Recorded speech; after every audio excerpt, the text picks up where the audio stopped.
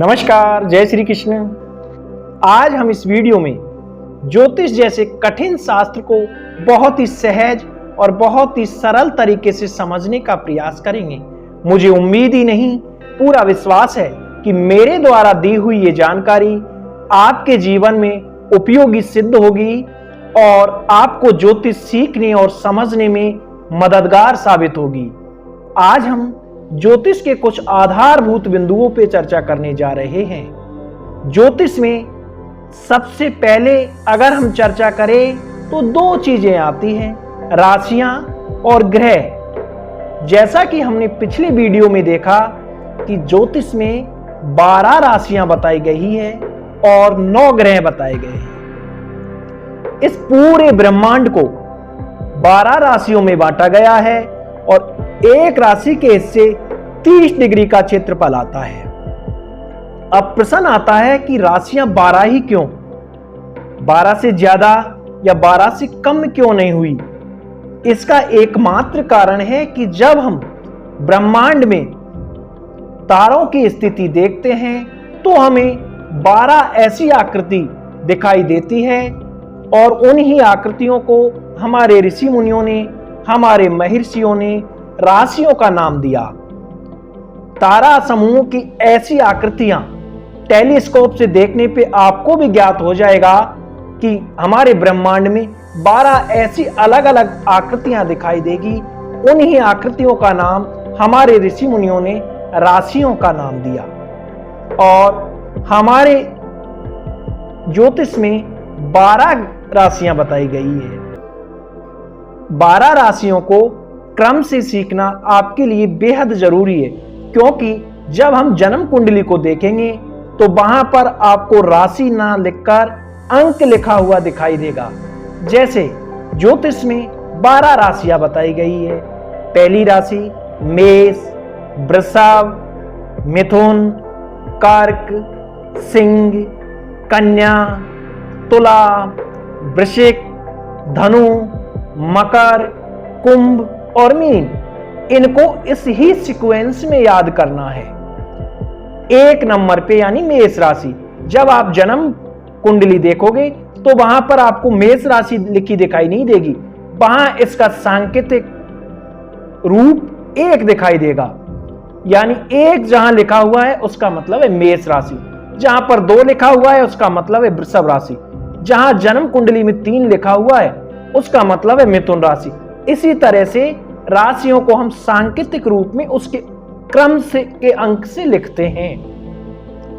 अब इन राशियों को जब हम ब्रह्मांड में देखते हैं तो उनको देखने पर उनके जो तारा मंडल में जो आकृति दिखाई देती है, जैसे मेष को देखने पर एक तारा समूह की ऐसी आकृति दिखाई देती है जैसे एक कोई भेड़ हो, तो उसी के नाम पे इसका नाम मेष रख दिया। जब दूसरी राशि को हम देखते हैं तो एक बैल की भांति दिखाई देती है, उसका नाम हमने वृषभ रख दिया। तीसरी राशि को देखते हैं तो एक महिला और एक पुरुष दोनों मिलते हुए नजर आते हैं, उसका नाम हमने मिथुन रख दिया। एक बिच्छू की तरह चौथी राशि दिखाई देती है, उनका नाम हमने कर्क रख दिया। इसी तरह से जैसे जैसे आकार में, जैसी जैसी स्वरूप में जो हमें तारामंडल दिखाई देते हैं, हमने उन्हीं के नाम पर इन राशियों का नाम रख दिया। तो वैदिक ज्योतिष में 12 राशियों के साथ साथ 9 ग्रह माने गए हैं और ये 9 ग्रह हैं सूर्य, चंद्रमा, मंगल, बुध, गुरु, शुक्र, शनि। ये 7 ग्रह तो स्थूल माने गए हैं, यानी इनका भौतिक रूप से ब्रह्मांड में अस्तित्व है, तथा राहु और केतु इन 2 ग्रहों को छाया ग्रह माना गया है। यानी हमारे ऋषि मुनियों ने बताया है कि एक ऐसी स्थिति है जहां पर अंधकार है और एक अलग ही तरह की वहां पर गैस है जो हमारे मनुष्य के जीवन पर इफेक्ट डालती है, और उस ही स्थिति को, उस ही संरचना को राहु और केतु का नाम दिया है। अब जो बहुत पढ़े लिखे लोग हैं, जो ज्यादा पढ़ गए हैं, जो एस्ट्रोलॉजी को एक रूढ़िवादी मानते हैं, वो कहेंगे कि सूर्य और चंद्रमा तो ग्रह है ही नहीं। और बात भी सही है, क्योंकि विज्ञान ने कहा है विज्ञान की परिभाषा के अनुसार ग्रह तो वो होते हैं जो सूर्य के चारों ओर चक्कर लगाते हैं, तो सूर्य तो कोई ग्रह है ही नहीं, सूर्य तो एक तारा है। और चंद्रमा भी पृथ्वी के चारों ओर चक्कर लगाता है, तो ये ग्रह ना होकर पृथ्वी का एक उपग्रह है। लेकिन आपका मानना भी बिल्कुल ठीक है, यहां पर जो पूरा मामला है वो है परिभाषा का। जो वैज्ञानिकों ने परिभाषा दी उनके अनुसार हम सूर्य को एक तारा मानते हैं और चंद्रमा को एक उपग्रह। लेकिन जो हमारे ऋषियों ने, हमारे महर्षियों ने परिभाषा दी, उनके अनुसार एक कोई भी खगोलीय पिंड जो मनुष्य के जीवन पर सीधा प्रभाव डालता है वो ग्रह कहलाता है, और एक ऐसा कोई भी खगोलीय पिंड जो मनुष्य के जीवन पर सीधा प्रभाव न डालकर बहुत कम प्रभाव डालता है उसको उपग्रह कहा जाता है। इसलिए हम इस विवाद में न पड़कर वैदिक ज्योतिष के अनुसार ज्योतिष में 9 ग्रह माने गए हैं, और इन 9 ग्रहों को अपनी अपनी राशियां भी विभाजित की गई है। यानी प्रत्येक राशि का स्वामी कोई ना कोई ग्रह है, प्रत्येक राशि का स्वामी कोई ना कोई ग्रह है। जैसे सूर्य को सिंह राशि दी गई है, सूर्य सिंह राशि का स्वामी है। चंद्रमा कर्क राशि का स्वामी है। मंगल 2 राशियों का स्वामी, मेष और वृश्चिक। बुध भी 2 राशियों का स्वामी है, मिथुन और कन्या। गुरु भी 2 राशियों का स्वामी है, धनु और मीन। शुक्र भी 2 राशियों का स्वामी है, वृषभ और तुला।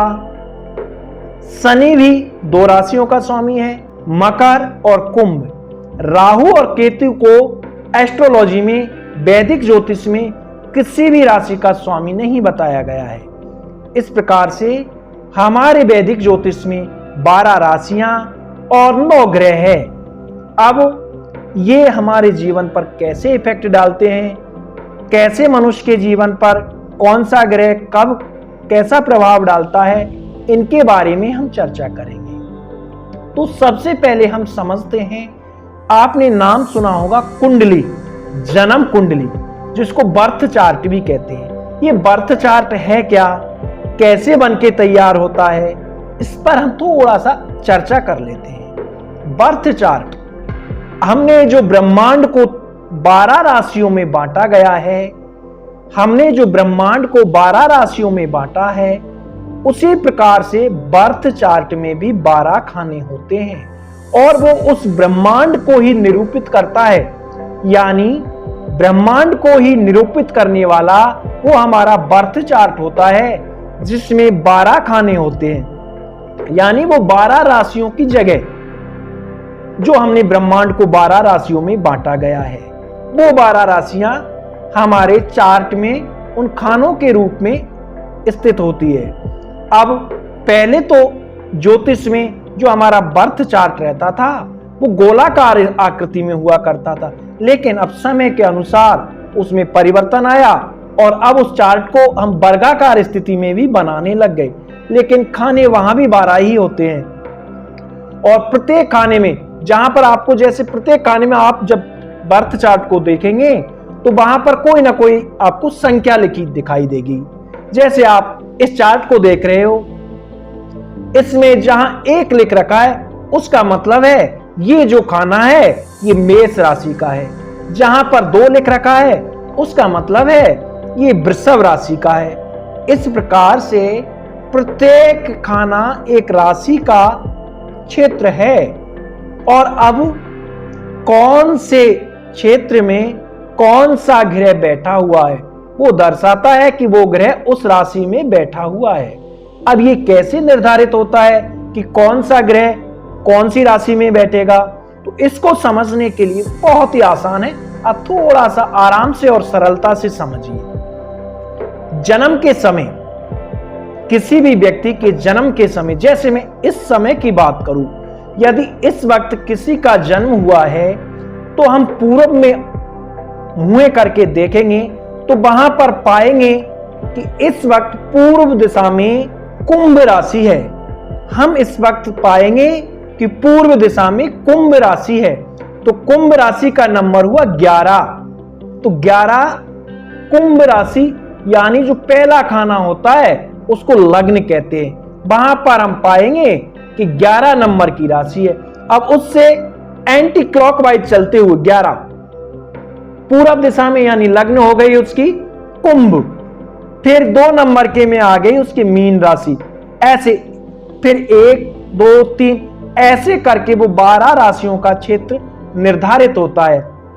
अब जन्म के समय राशि क्या रहेगी, आपकी लग्न का निर्धारण तो हो गया, क्योंकि जब आपका जन्म हुआ तो पूर्व दिशा में राशि थी कुंभ, तो आपकी लग्न हो गई कुंभ, क्योंकि वो पूर्व दिशा में जो राशि होती है वही सबसे ऊपर के खाने में लिखी जाती है, इसलिए उसको लग्न राशि कहते हैं। तो आपकी जैसे लग्न हो गई कुंभ, अब आपकी राशि क्या होगी, अब आपकी राशि होगी कि जैसे इस वक्त जब मैं वीडियो रिकॉर्डिंग कर रहा हूं, मैं इस वक्त की बात कर रहा हूं, इस वक्त चंद्रमा स्थित है मेष राशि में, इस वक्त चंद्रमा स्थित है मेष राशि में, तो इस वक्त जन्म लेने वाले जातक की राशि होगी मेष।